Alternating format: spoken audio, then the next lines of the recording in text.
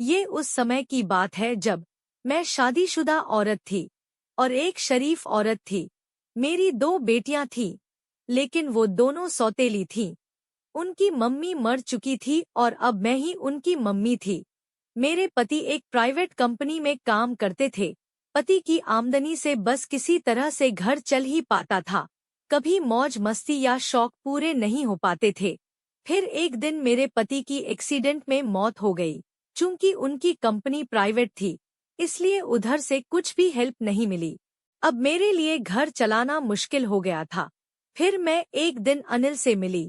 अनिल ब्याज पर पैसे देता था। मैंने अनिल से उधार पैसे मांगे। अनिल मुझसे बोला, तू मेरे पैसे वापस कैसे लौटाएगी? तुझे मैं पैसे दूंगा तो मेरे पैसे डूब ही जाएंगे।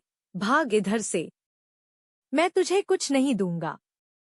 जब अनिल ने मुझे मना कर दिया तो मैं मायूस होकर वापस आ गई।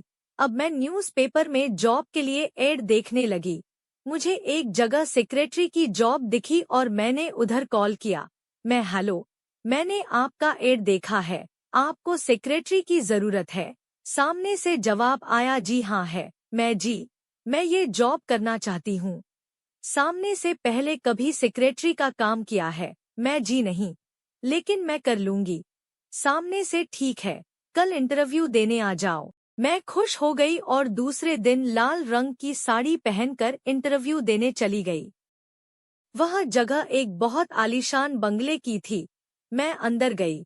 अंदर एक आदमी बैठा था। वो मुझे देखकर बोला, तुम हो? मैं बोली, जी। वो आदमी बोला, देखो, मैं यहाँ का मैनेजर हूँ और जिसके लिए तुम सेक्रेटरी के लिए आई हो वो बहुत बड़े बिल्डर हैं। मैं बोली, जी ठीक है। फिर बोला, तुम शादीशुदा हो या नहीं? जी मैं विधवा हूँ। उसने, तुम्हारी ड्यूटी रात में भी रह सकती है, रुक पाओगी? जी हाँ। लेकिन मुझे कितनी सैलरी मिलेगी? उसने, ये तो तुम पर है कि तुम साहब को कितना खुश कर पाओगी। मैं बोली, जी मैं समझ नहीं पाई। उसने, तुम सेक्रेटरी के काम से साहब को जितना खुश कर पाओगी उतनी ज्यादा सैलरी तुम्हें मिलेगी। जी मैं सब अच्छे कर लूंगी और खुश भी। आप मुझे बस काम पर रख लो। वो बोला, ठीक है, कल से आ जाना, मैं तुम्हें साहब से मिलवा दूंगा। मैं उधर से निकल आई। अगले दिन मैं अंदर गई। तब वो मैनेजर मुझे साहब के रूम में ले गया। मैंने अंदर जाकर देखा कि वो एक बहुत बड़ा रूम था। रूम में सोफा था, पलंग था। सामने 42 साल का एक आदमी बैठा था। मैनेजर मुझसे बोला, ये सक्सेना साहब हैं, बहुत बड़े बिल्डर हैं। आज से तुम इनकी सेक्रेटरी हो।